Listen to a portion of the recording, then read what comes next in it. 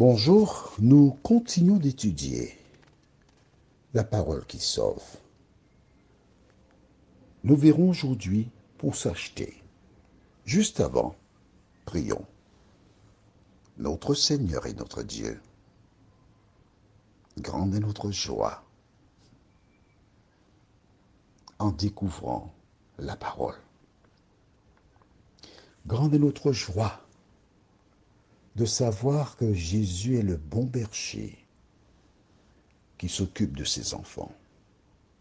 Alors que nous continuons d'étudier la parole, que le Saint-Esprit se répande sur chacun de nous, afin que nous puissions le laisser nous conduire dans de verts pâturages.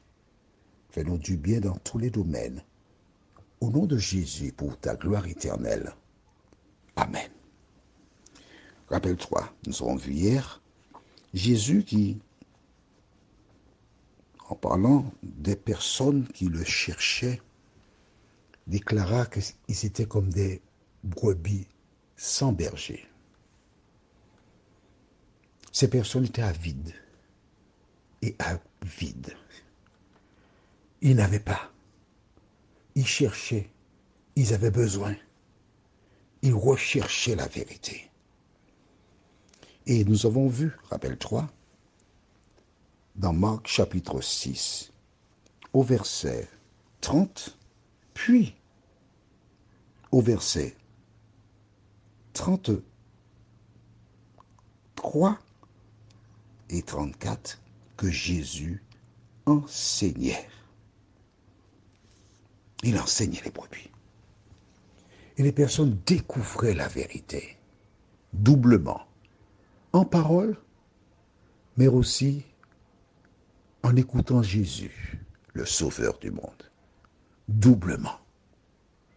Le temps passait, ils ne se sont même pas rendus compte. Mais alors, qu'est-ce qui se passe? Lisons dans Marc chapitre 6, les versets 35 et 36. Comme l'heure était déjà avancée, ses disciples s'approchèrent de lui et dirent, « Ce lieu est désert et l'heure est déjà avancée. Renvoie-les afin qu'ils aillent dans les campagnes et dans les villages des environs pour s'acheter de quoi manger. » Vois-tu, il y a toujours deux voies. On parle de voix, pas V-O-I-X, non, deux voix, V-O-I-E-S. Voici des personnes qui sont avides, et qui sont vides. Ils veulent entendre Jésus. La parole porte du fruit dans leur cœur. Ils ne pensent même pas à manger. Et le diable va utiliser les disciples pour dire à Jésus, bon, écoute, il y a assez là, ils ont reçu assez, maintenant, renvoie-les, qu'ils partent, qu'ils aillent chercher à manger. Tu sais, parfois, certaines personnes font le jeu du diable sans se rendre compte. Une fois, du reste, lorsque Jésus a fait part de ce qui lui arrivera, Pierre a dit, ah non Seigneur, il ne faut pas que ça t'arrive. Hein. Jésus disait qu'il allait mourir, il dit non, ça n'arrivera pas. Et Jésus déclara à Pierre, arrière de moi, Satan. Pierre n'était pas Satan physiquement, mais Satan utilisait les lèvres de Pierre pour détourner Jésus de la mission, à savoir mourir pour le salut de la race humaine. Parfois, tu es peut-être un agent de Satan. D'où la nécessité pour toi,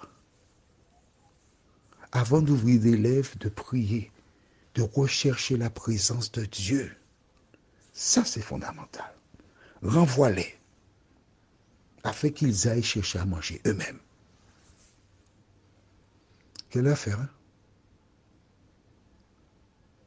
Ces personnes veulent entendre Jésus et les disciples invitent le Sauveur à les renvoyer. Ça t'arrive parfois? Qu'est-ce qui empêchait aux disciples, sachant que c'est un lieu désert, de chercher des solutions? Jésus avait déjà fait des miracles dans ce domaine. Alors comment peut-on faire pour aider? Il y a des personnes qui sont là, qui s'asseyent sur d'autres, qui les écrasent, qui attendent d'eux et qui sont là comme des puces, des tiques pour les bouffer jusqu'à la dernière goutte de sang. Nous verrons ce que Jésus répondra aux disciples qui viennent en aparté. Mais aujourd'hui, je t'invite à aller au livre de Matthieu chapitre 6. Jésus avait fait une déclaration qui pourrait leur servir, mais surtout te servir. Matthieu chapitre 6, les versets 25 à 33. C'est pourquoi, je vous dis, ne vous inquiétez pas pour votre vie, de ce que vous mangerez, ni pour votre corps, de quoi vous serez vêtus. La vie n'est-elle pas plus que la nourriture, et le corps plus que le vêtement? Regardez les oiseaux du ciel.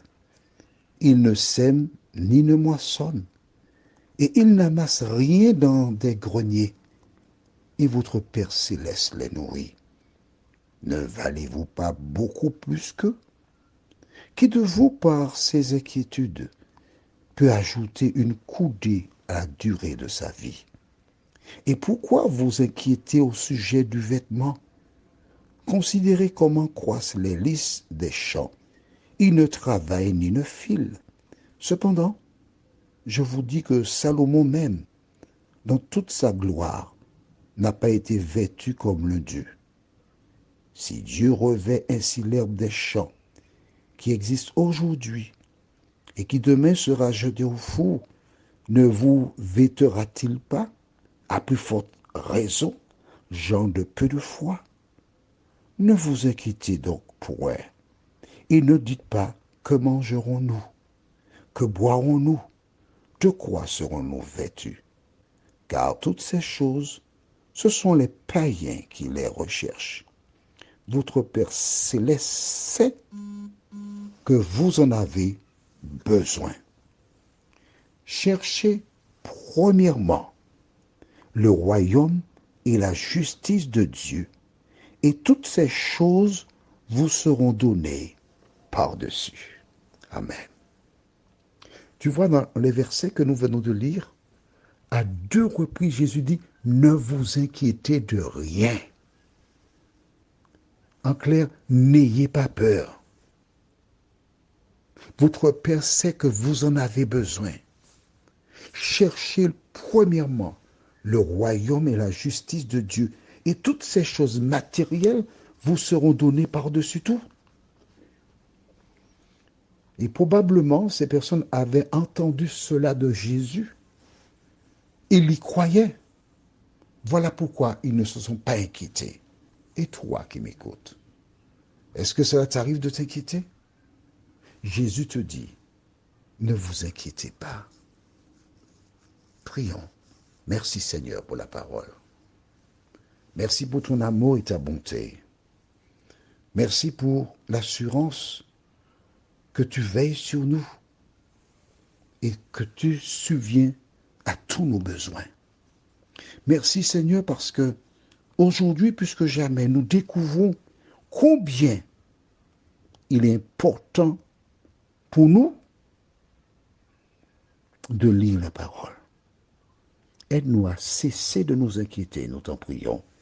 Au nom de Jésus et pour ta gloire éternelle. Amen. Que l'Éternel continue de te bénir, qu'il te garde, et à demain, si Dieu nous prête vie.